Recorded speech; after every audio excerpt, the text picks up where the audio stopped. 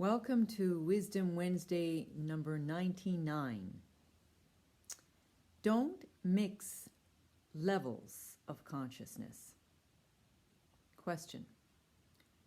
A friend of mine is a meditator, and he says things to me that I find difficult to understand how to do. He says, "You are already free and conscious, so there's nothing to worry about." I might even ask myself something like that. If I'm already whole and complete, why should I have goals? Why should I make efforts to attain goals if I'm already there? Shouldn't I be happy with what I already have? Why strive for more if I am content? Yeah, I can see your problem, and your problem is what we call in the yoga world mixing levels of consciousness. So there's different levels, right? So there's the level of oneness, which seems to be these, I'm already whole and complete, there's nothing to be done, it's all perfect, it's all one. But here we are, we're living in a dualistic world. And if we have a dualistic perception of the world, we're not going to be able to apply oneness on this level.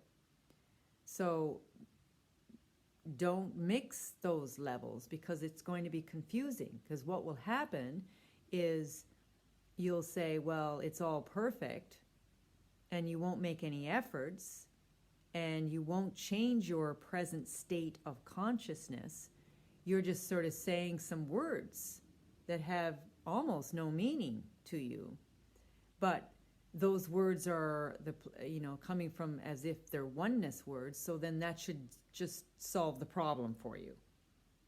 Even if your friend says that to you, it's not going to change you. And what you want is change. You want to change your state of consciousness, the one you're in presently. And words of oneness are not going to change you. So that's called mixing levels. And what that eventually does is it creates more tummus in your body, because then you won't act anymore. You're not even accepting that you have a body and that you're doing something with it. You need to open up your physical channels and keep them open. When they are open, then things are flowing well. If you've taken care of the basics in your life, like food and shelter and work and whatnot, money, and you've taken and you set yourself up and you go for those goals. When you're in a comfortable place where your basics for your survival are taken care of, then you can start thinking about, another level of consciousness of which to see through. But remember that the vision of oneness is a vision. It's nothing to do with the world of practical things. Your vision of oneness is not going to change the practical world. The way you see the practical world, if the practical world is as if creating suffering for you, practicing higher states or looking at things in a more light way or more transcendent way can be helpful, because you're not going to sink down. It's called spiritual bypassing. You're in one state, and you need an answer for that state. If you always answer from the state of oneness, it may not be very helpful for you. You need to go step by step by step.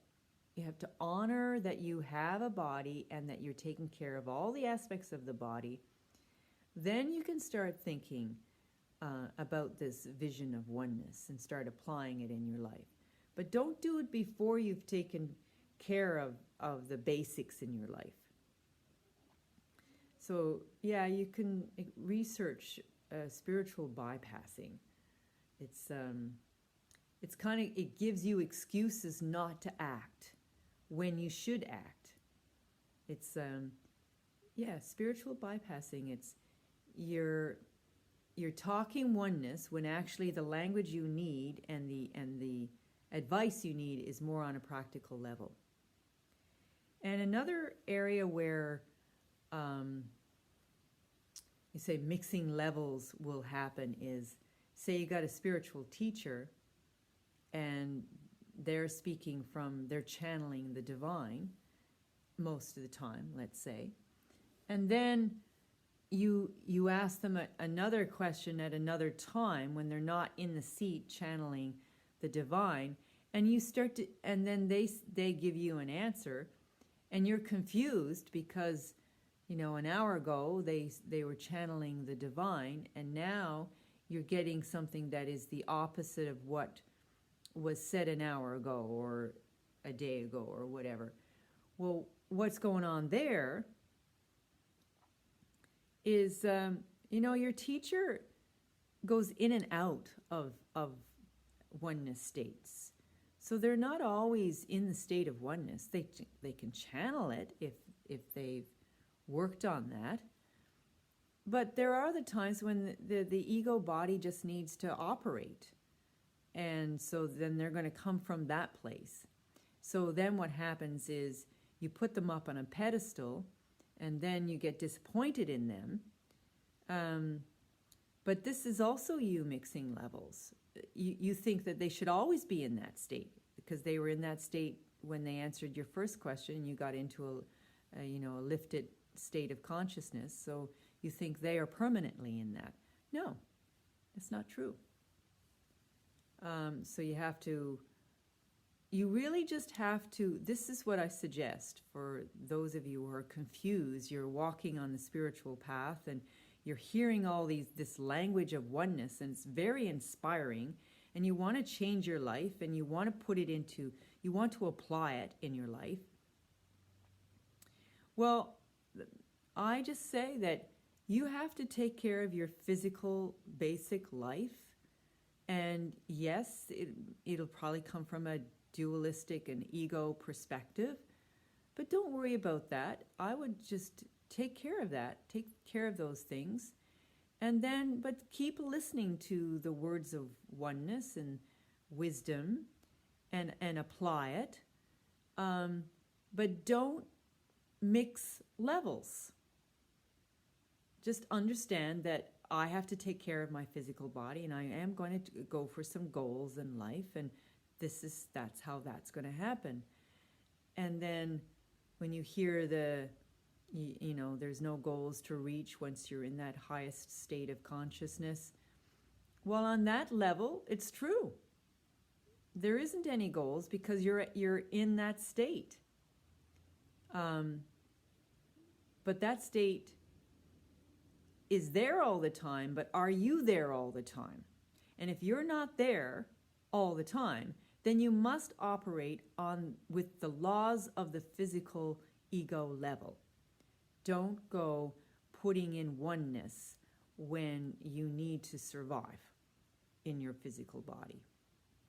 So that's just basic, intelligent survival things. So oneness language is not useful at that time. Okay, that's all I have to say about mixing levels of consciousness and spiritual bypassing, but I'm sure there's more out there that you can explore if you wish to. See you next Wisdom Wednesday. Bye.